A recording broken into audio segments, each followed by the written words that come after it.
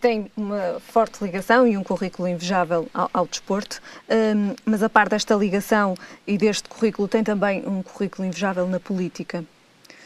Prepara-se para regressar agora à Gaia como candidato independente.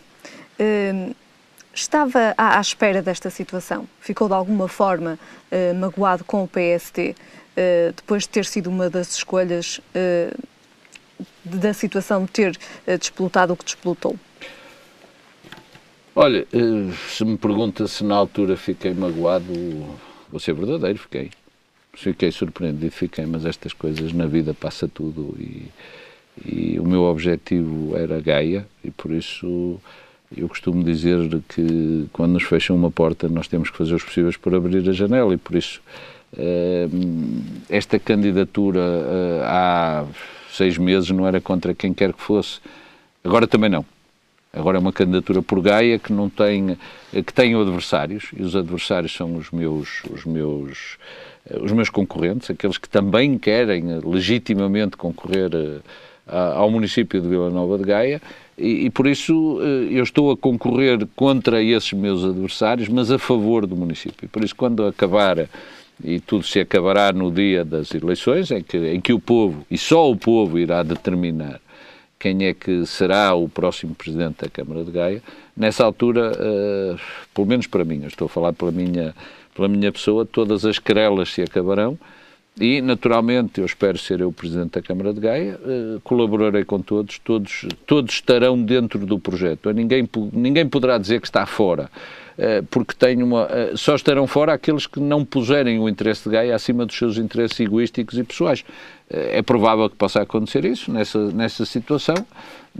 Será naturalmente, deixará de ser um parceiro todo aquele que perfilhar esse princípio de que o individual está acima do coletivo. Para mim, não. Acha que o facto de não ter uma máquina partidária na sua candidatura pode de alguma forma ser uma desvantagem? Também lhe vou ser direto e verdadeiro. Inicialmente era esse um dos meus receios. Neste momento acho que é essa uma das minhas enormíssimas vantagens. A vantagem de uma candidatura independente, de se abrir à sociedade civil, de nós verificarmos que as pessoas estão por nós, não porque tenham o cartão partidário, mas porque perfilham a mesma ideia. Porque aqui não há adeptos, não há clubites. Aqui aparece um candidato, mas o candidato não pode estar sozinho, porque não há nenhum candidato que possa ser a título individual. Aparece uma equipa, mas aparece sobretudo uma ideia. A ideia mestra, naturalmente, é Gaia. Gaia, o futuro de Gaia, a qualidade de vida dos gaienses, tratarmos do nosso concelho, e que é um concelho onde os níveis de exigibilidade cresceram tremendamente. E por isso é preciso ter em consideração isso e é preciso ter em consideração a atual situação em que nós todos vivemos dentro do nosso Portugal também. E, concretamente, o município de Gaia também não é exceção. Mas o facto desta candidatura ser independente tornou-se uma candidatura aberta, onde as pessoas, onde toda a gente da sociedade civil e pessoas, eu tenho contactado e tenho sido confrontado com pessoas que nunca tinham exercido o seu direito cívico de cidadania, de se intrometerem nestas, de participarem, de discutirem, de darem opiniões, porque não tinham grande apetência pela partidarização da política portuguesa, e nós vivemos em democracia e os partidos são indiscutivelmente uma base da democracia, mas essas pessoas foram uma extraordinária surpresa. Eu tenho tido, diariamente, eu sou confrontado com pessoas e por pessoas que inclusivamente não cumpriam com os seus deveres cívicos, estavam aliadas da situação. Eu não vou identificar naturalmente, mas isto que eu estou a dizer é rigorosamente verdade. Isso que lhe dá força para continuar. Eu tenho pessoas, outro dia eu estava numa mesa com um grupo muito grande, para a qual eu tinha sido convidado a almoçar. E estávamos a falar de muitas coisas e uma pessoa que eu conheço muito bem, mas conheço muito bem de há muitos anos, até das minhas lides profissionais antigas, como advogado, que se virou para mim e disse: olha, eu resido há 22 ou 23 anos, agora não lhe posso, na Avenida da República. Não sei onde é a minha mesa de voto. E eu olhei para ele, e ele, um homem, não tinha um documentário a fazer senão ficar surdo ou mudo. E ele disse-me, olha, mas por si eu vou votar. Pela sua candidatura eu vou votar. Vou sair de casa, vou procurar a minha mesa de voto. Esta situação, já me confrontei com várias. Com pessoas que disseram, eu até aqui... Porque as pessoas dizem sempre, mas eu não percebo nada de política. Eu digo, mas o que é perceber de política? Política, sobretudo política autárquica, é sabermos o que é que queremos fazer em prol da sociedade. Não há grandes filosofias sobre isto. A qualidade de vida não é uma filosofia, é um objetivo. Como é que se reparar, e eu faço-lhe um desafio assim, porque depois também tem intervenção na comunicação social e por isso faz conhecer as opiniões, faço-lhe um desafio. Quando os candidatos apresentarem os seus programas, façam uma comparação dos programas. E vai ver uma coisa, é que em todas as candidaturas são praticamente idênticos, porque nós temos cidadãos, temos que cuidar dos cidadãos. Quem é que diz, eu não vou tratar dos cidadãos? Nós temos crianças, a idade escolar, os problemas escolares, as refeições escolares. Quem é que diz, eu não vou tratar disto? Nós temos problemas de mobilidade, por isso temos a nossa rede viária. Quem é que diz, eu vou esburacar a rede viária, vou acabar com a rede viária? Por isso, todos, mas sem exceção, terão os mesmos objetivos. Onde é que cada um de nós se diferencia? No conhecimento dos problemas, na maneira como se tratam, na frontalidade com que nós nos confrontamos com os nossos concidadãos. E aquilo que eu sempre fiz e vou continuar a fazer é que, ao fim do mandato, se eu for eleito, e eu acho que vou ser eleito, tenho a certeza e confio, mas respeito a opinião do povo. Eu não digo, eu acho que, mas não vou garantir. Porquê? Porque de mim... Está confiante?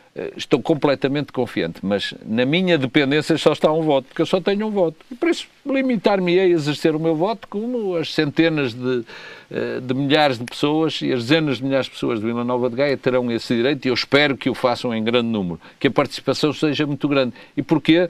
Porque estamos em sérias dificuldades. Nós precisamos de ter um grau de união das pessoas. Para quê? Porque as pessoas se estivermos esclarecidos quanto aos sacrifícios, mas que tenhamos a noção exata de que há um objetivo, de que há um horizonte e que esse horizonte não é um horizonte definitivo de morte ou de acabar ou de termos que deixar de existir enquanto comunidade.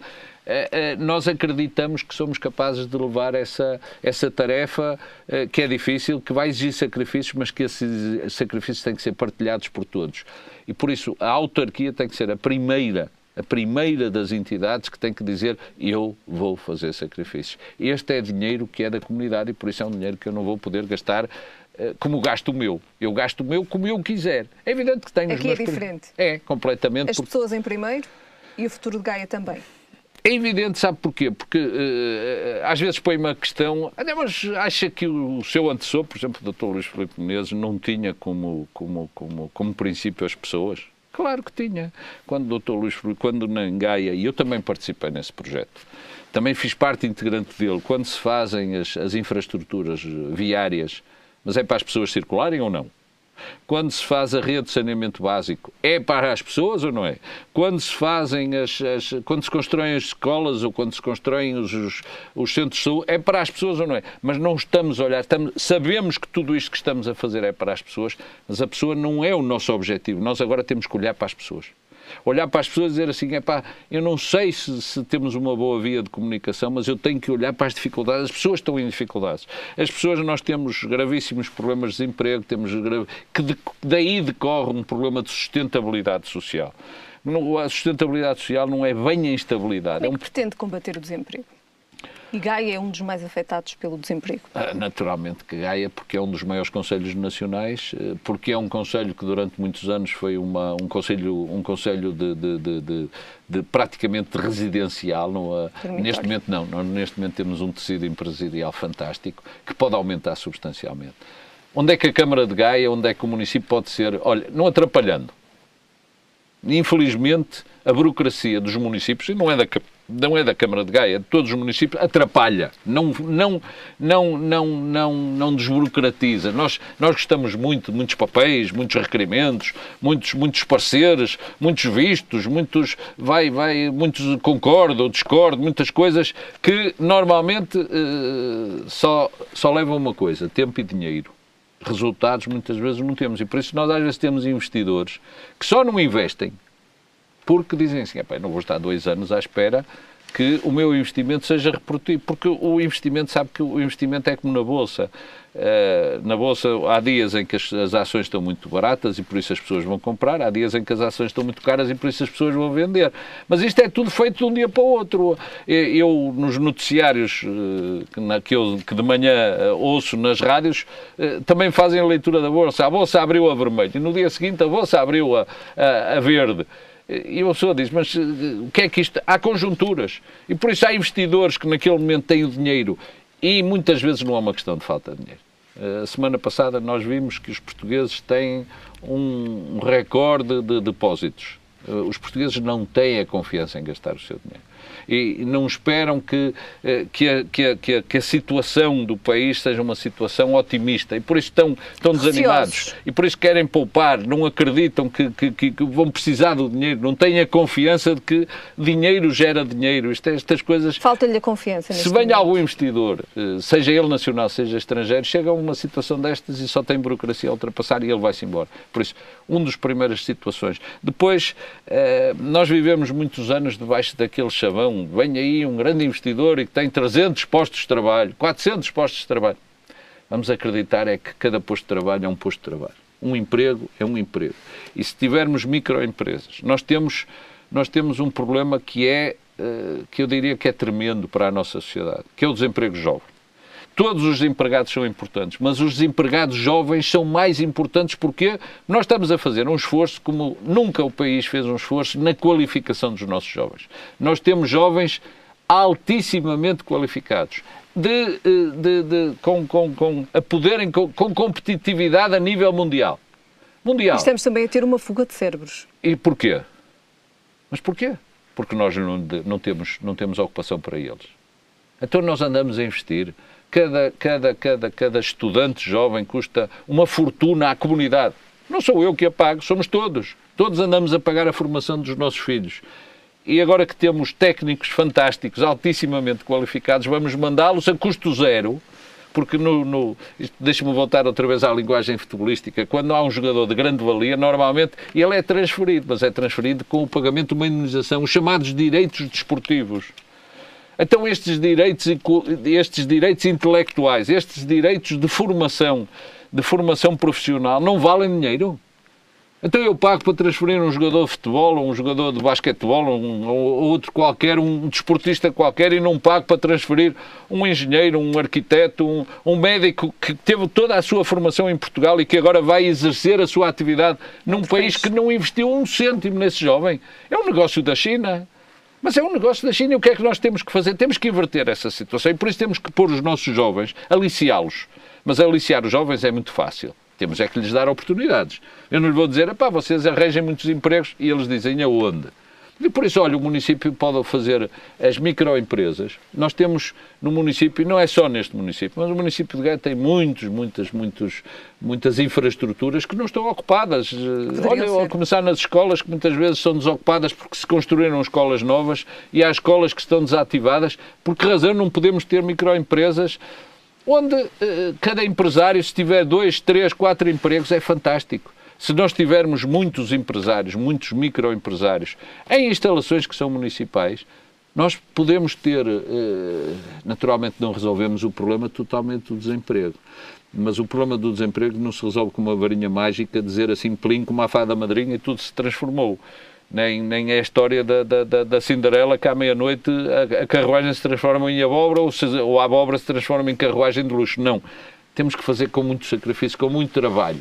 E por isso é fundamental que o município também possa contribuir.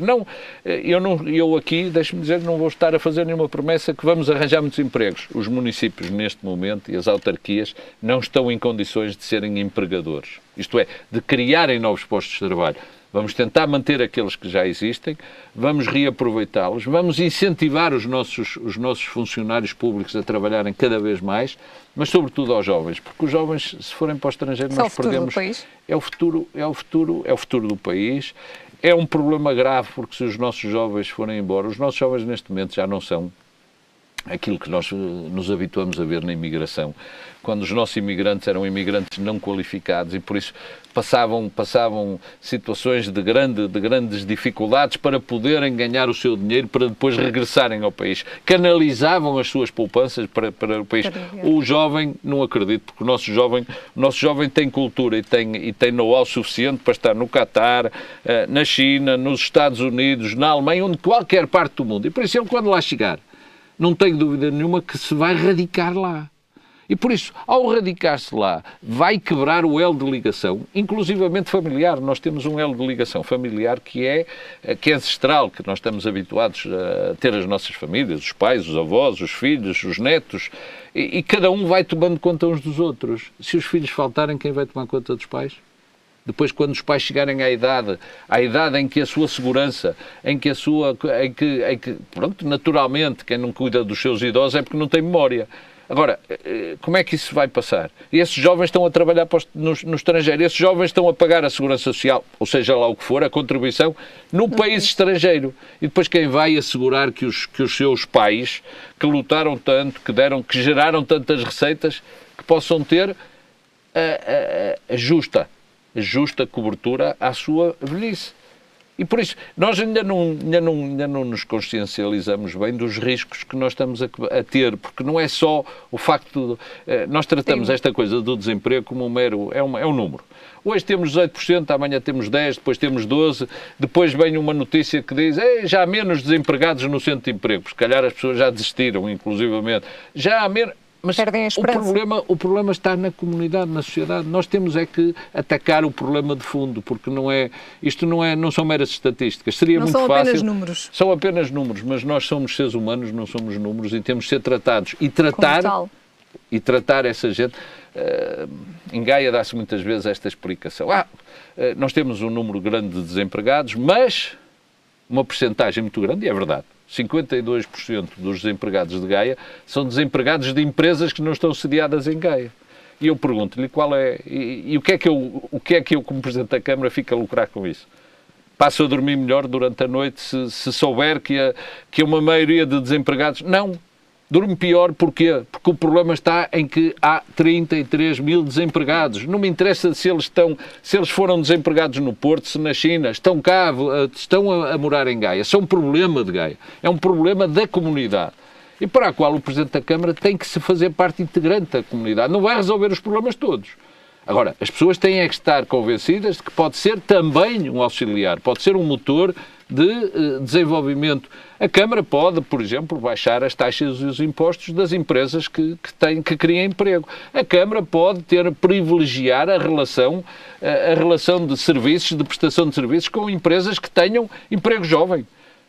Podemos, é evidente que tem limitações legais, quer dizer, não podemos também, não pensem que estas coisas, às vezes as pessoas ouvem e depois, porque é que não fez? Não, dentro das limitações, dentro dos parâmetros legais que nós temos, porque não nós privilegiarmos essas empresas que empregam os nossos filhos, que empregam os nossos jovens? É evidente, pergunta-me assim, mas os jovens dos outros concelhos não são importantes? São tão importantes como os concelhos de Gaia, só que eu sou candidato à Câmara de Gaia e por isso é com os jovens de Gaia, com os idosos de Gaia, com as crianças de Gaia, com os cidadãos de Gaia que eu vou estar preocupado. Portanto, todo um trabalho ainda a fazer e certamente que terá que ser feito.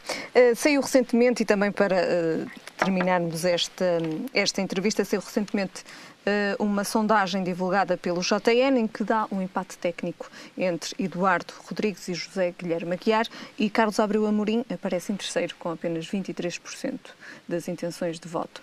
Sendo que de alguma forma o candidato do PSD está em desvantagem pelo facto de não conhecer Gaia, não ser de Gaia? Eu tenho a minha leitura. Mas é evidente que teria que se perguntar a cada das pessoas que deu a sua opinião nessa sondagem por que razão é que não privilegiou, porque a razão é que não optou pelo candidato que é apresentado pelo PSD. E, sobretudo, se nós fizermos esta leitura, que nós temos que fazer a leitura de números. Sondagens são sondagens. Eu não vou... Para mim, a sondagem fundamental é, como dizia o jogador do Futebol do Porto, João Pinto, prognósticos só no fim. Por isso, não vale a pena estarmos aqui a dizer nem embandeirar em arco, nem cair em depressão. Agora, há realidades que são palpáveis. Se nós vemos os números da eleição que antecedeu este mandato, onde o Dr. Luís Filipe Menezes ganhou as eleições em Gaia com 62% dos votos expressos. Desses 62%, se nós fizermos a conta em que eu terei ou tive intenção de voto de 30,7% e o candidato do PSD teve 22,2%, quer dizer que há aqui 50, 52 e quase 53%. Dos 62 ainda faltam 9%. 9% de pessoas que acreditaram no projeto autárquico que estava a ser apresentado pelo Dr. Luís Filipe Menezes. Desses 62, já há uma partilha. Há muita gente que se arroga, sou eu o herdeiro. Não, o herdeiro, aqui não há herdeiros. E não há herdeiros, sabe porquê? Porque a herança é de Gaia. A herança é Gaia dos gaienses. Estamos praticamente a terminar. É uma continuidade. As sondagens, eu acho que e acredito na seriedade das empresas que fizeram essa sondagem, significa apenas uma coisa. A opção das pessoas que foram ouvidas, e essa não foram um número muito limitado, é uma opção que deve ser tida em conta. E nós devemos aprender de que, no fundo, o povo não é parvo. José Guilherme Aguiar, só para terminarmos, e vou-lhe pedir, se eu lhe perguntasse, se eu lhe pedisse 2 palavras para se definir, que palavras utilizaria? Para fecharmos esta entrevista. Sério e empenhado. Muito bem. Quero agradecer-lhe esta entrevista. Quanto a nós, ficamos por aqui. Uma entrevista informal com José Guilherme Aguiar. Já sabe, voltamos para a semana.